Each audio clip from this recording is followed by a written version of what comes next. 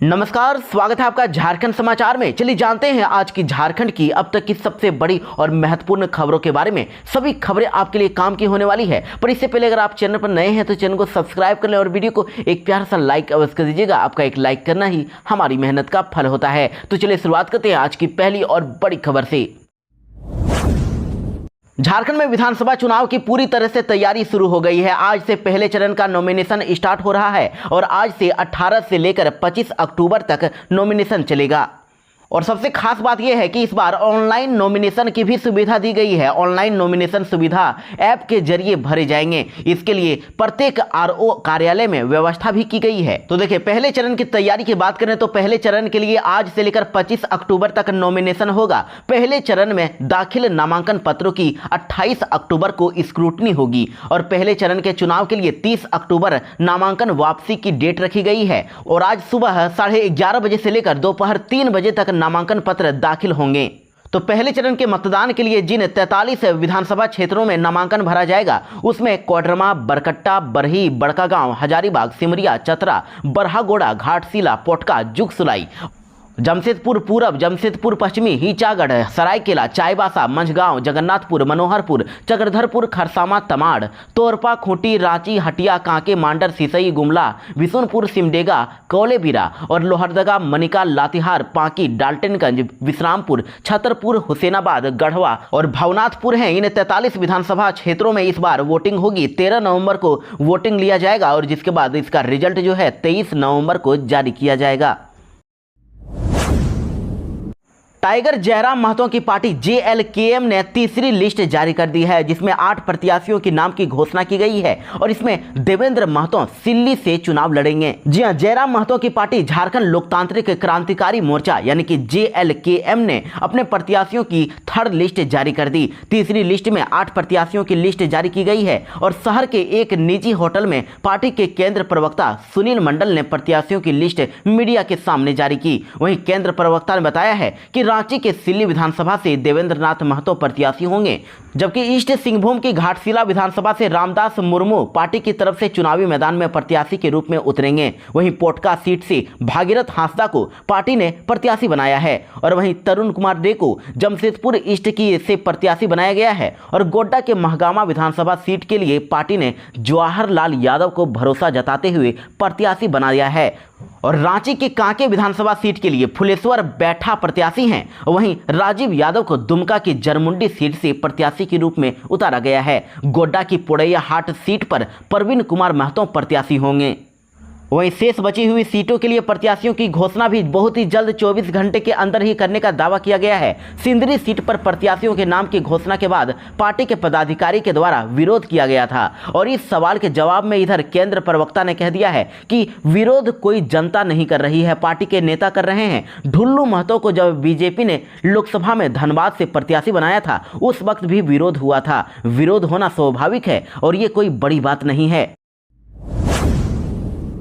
झारखंड में मुख्यमंत्री मैया सम्मान योजना को लेकर हंगामा शुरू हो गया है। कई के अकाउंट में अभी तक पैसे नहीं आए हैं, जिसको लेकर जिनके अकाउंट में पैसे नहीं आए उन महिलाओं ने कह दिया है कि हम चुनाव का बहिष्कार करेंगे। झारखंड मैया सम्मान योजना का लाभ लेने के लिए महिलाओं को आपाधापी मची हुई है। धनबाद अंचल कार्यालय में झारखंड मुक्ति मोर्चा योजना के आवेदन जमा करने के लिए लंबी लाइन लगी हुई है और आवेदन देने वाली महिलाओं के अधिकांश ऐसी भी महिलाएं हैं जो पिछली 3 महीने से कार्यालय का चक्कर लगा रही हैं और अभी तक उनके अकाउंट में योजना की राशि नहीं पहुंची है। महिलाएं ये जानने के लिए सुबह से लेकर छोटे छोटे बच्चे को गोद में लेकर लाइन में खड़ी नजर आ रही हैं।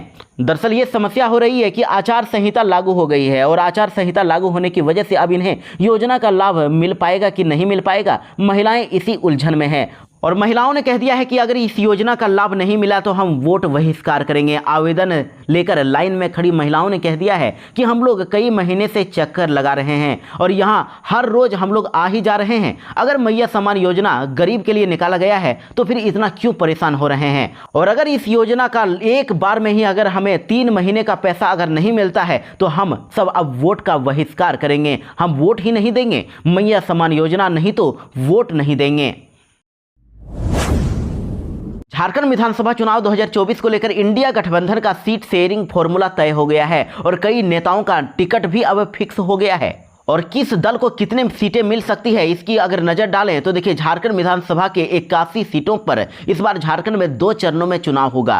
पहला चरण 13 नवंबर को, तो वहीं दूसरा चरण 20 नवंबर को होगा, जबकि मतगणना 23 नवंबर को होगी। वहीं झारखंड में इंडिया गठबंधन की बात करें तो झारखंड मुक्ति मोर्चा के साथ कांग्रेस, आरजेडी और सीपीआई एमएल शामिल है और सीटों के बंटवारे को लेकर इनके बीच पिछले कई दिनों से बात चल रही है और चर्चा हो रही है कि इस बार झारखंड मुक्ति मोर्चा को 43 से 45 सीटें मिल सकती है। इसके अलावा कांग्रेस को 28 से लेकर 30 और आरजेडी को 5 से 6 सीटें, वहीं माले को 3 से 4 सीटें मिल सकती है। लेकिन इन आंकड़ों पर कुछ पेच भी फंसता हुआ दिख रहा है। देखिए, आरजेडी ने तो दावा कर दिया है कि हम टोटल 22 सीटों पर चुनाव लड़ेंगे। देखिए, एक बैठक हुई है और इस बैठक में निर्णय लिया गया है कि सभी 22 सीटों पर प्रत्याशियों का चयन आरजेडी के राष्ट्रीय अध्यक्ष लालू प्रसाद यादव करेंगे। महागठबंधन में सीट शेयरिंग के दौरान आरजेडी अपनी दावेदारी प्रस्तुत करेगा। वहीं सीपीआई ने भी अब अपनी मांग बढ़ा दी है। इंडिया गठबंधन से उन्होंने 3 विधानसभा सीटों की मांग की है और इसको लेकर सीपीआई 19 और 20 अक्टूबर को रांची में बैठक भी करेगी। सीपीआई झारखंड में 3 सीटों पर चुनाव लड़ना चाहती है, जिसमें सिमरिया, बरकट्टा और सारठ शामिल है। सीपीआई के वरिष्ठ नेता सह पूर्व सांसद भुवनेश्वर प्रसाद मेहता ने बताया है कि 19 और 20 अक्टूबर को इसको लेकर राज्य कमेटी की महत्वपूर्ण बैठक रांची में होने जा रहा है और इसमें कई मुद्दों पर चर्चा की जाएगी। झारखंड मुक्ति मोर्चा बहुत ही जल्द अब अपने प्रत्याशियों के नाम की घोषणा करने वाली है, लेकिन इससे पहले ही अब संभावित जो सूची है वो आ गई है। देखिए, इस लिस्ट को आप देखिए, बरहेट से इस बार हेमंत सोरेन, गांडे से कल्पना सोरेन, दुमका से बसंत सोरेन, नाला से रविंद्रनाथ महतो, मधुपुर से हफीजुल अंसारी, चाईबासा से दीपक बरुआ, गढ़वा से मिथिलेश ठाकुर, डुमरी से बेबी देवी, टुंडी से मथुरा महतो और गिरिडीह से सुदिव्य कुमार सोनू, तो वहीं सरायकेला से गणेश महली, मंझगांव से नीरल पूर्ति, गुमला से भूषण तिर्की और सिसई से झिग्गा सुसारन, तो वहीं सिमरिया से मनोज चंद्रा, चंदन कियारी से उमाकांत रजक, तमाड़ से विकास मुंडा, लातेहार से बैद्यनाथ राम और भवनाथपुर से अनंत प्रताप देव को इस बार चुनाव मैदान में उतारा जा सकता है। झारखंड में बीजेपी की आज सूची जारी हो सकती है। उम्मीदवारों की लिस्ट को लेकर बहुत बड़ी दावे किए जा रहे हैं और इसमें सीटों का नाम लगभग फाइनल हो गया है।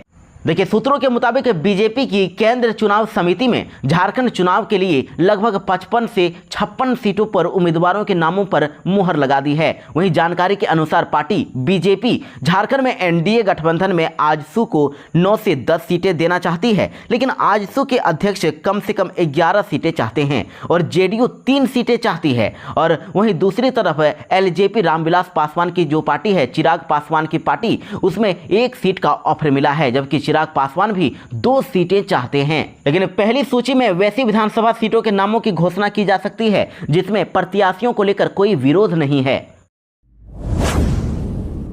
झारखंड के पूर्व मुख्यमंत्री चंपाई सोरेन ने झारखंड वासियों से किया बड़ा वादा, कहा कि झारखंड के 8 लाख युवाओं को देंगे नौकरी।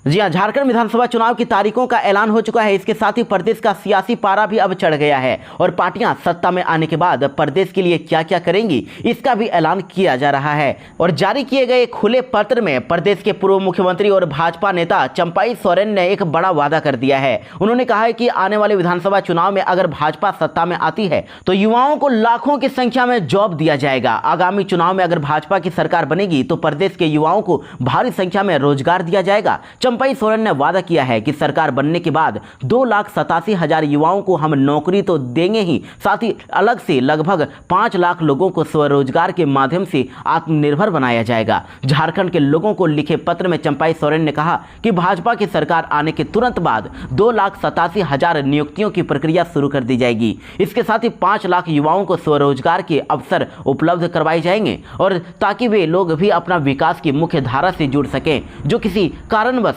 नियुक्ति प्रक्रिया में शामिल नहीं हो सकेंगे। झारखंड में अभी भी एम्बुलेंस ड्राइवर और मेडिकल टेक्नीशियन हड़ताल पर हैं। अनिश्चितकालीन हड़ताल का उन्होंने ऐलान कर दिया है। उनका कहना है कि 3 महीने से हमें वेतन नहीं मिला है। तो अब इमरजेंसी सिचुएशन में जो आपकी एक कॉल पर सायरन बजाते हुए आपकी घटना स्थल पर पहुंचकर आपको इलाज के लिए अस्पताल पहुंचाती थी, वो 108 एम्बुलेंस की सेवा अगले और कुछ दिनों तक आपको नहीं मिलेगी। एम्बुलेंस चालक वेतन नहीं मिलने के कारण हड़ताल पर चले गए हैं, जिसके कारण मरीजों को काफ़ी परेशानियां हो रही हैं। सदर अस्पताल बेहतर इलाज के लिए राज्य के अन्य अस्पतालों में रेफर किए जा रहे मरीज परेशान हैं। और कुछ जो भाड़े गाड़ी हैं, जो प्राइवेट गाड़ियां हैं जिसमें मरीज चढ़कर किसी तरह से हॉस्पिटल पहुंच रहे हैं, वहां पर उनको उन गाड़ियों के लिए 3 गुना तक भाड़ा देना पड़ रहा है, जिससे मरीज काफ़ी परेशान हैं और साथ ही उनको जाम की भी समस्या हो रही है, क्योंकि एम्बुलेंस को देखकर लोग रोड को खाली कर देते हैं, लेकिन भाड़े गाड़ी में ऐसी कोई भी व्यवस्था नहीं की होती है। आपको यहाँ पर जाम का सामना करना ही होता है। और देखिए, सदर अस्पताल से बेहतर इलाज के लिए राज्य के अन्य अस्पतालों में रेफर किए जा रहे मरीज अब काफी परेशान हैं। हड़ताल कर रहे कर्मचारियों ने बताया कि वेतन के अभाव में दुर्गा पूजा तो किसी तरह से गुजर गया, लेकिन दिवाली और छठ अभी बाकी है। वेतन नहीं मिलने के कारण राशन पानी पर भी आफत आ गई है। झारखंड में कल कई जिलों में मूसलाधार बारिश हुई है और जिसको लेकर पहले ही झारखंड के मौसम विभाग ने अलर्ट भी जारी कर दिया था। और देखिए, आज भी कुछ जिलों में भयंकर आंधी तूफान के साथ बारिश होने का पूर्वानुमान जारी किया गया है। और आज जिन जिलों में बारिश हो सकती है, उन जिलों की अगर बात करें तो देखिए, आज झारखंड के उत्तर पूर्वी हिस्से यानी कि देवघर, दुमका, गोड्डा, पाकुड़, जामताड़ा, गिरिडीह, धनबाद के अलावा दक्षिणी हिस्से यानी कि पूर्वी और पश्चिमी सिंहभूम, सिमडेगा और सरायकेला, खरसावां के साथ निकटवर्ती मध्य भाग यानी कि रांची, रामगढ़, गुमला, हजारीबाग, बोकारो और खूंटी के कुछ हिस्सों में हल्की और मध्यम दर्जे की बारिश की संभावना जताई गई है।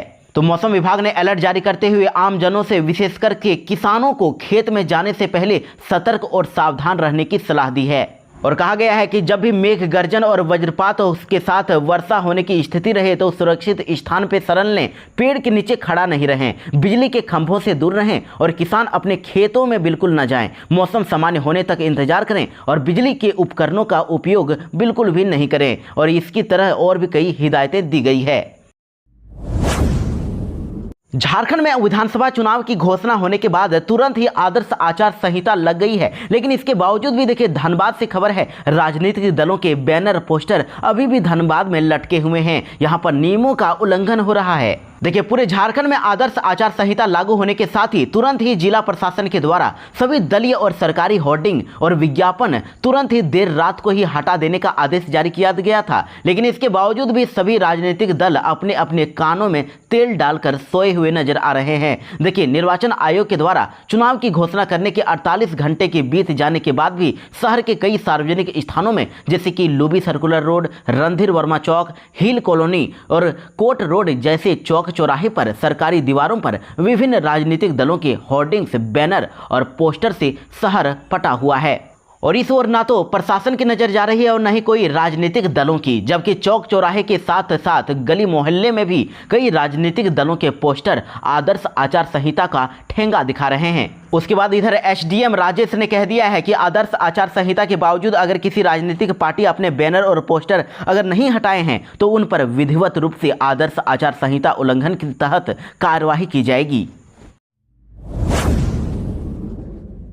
झारखंड के मुख्यमंत्री हेमंत सोरेन ने जनता के नाम संदेश लिखा है। उन्होंने कहा कि समाज को तोड़ने वाली राजनीति के खिलाफ लड़ना है।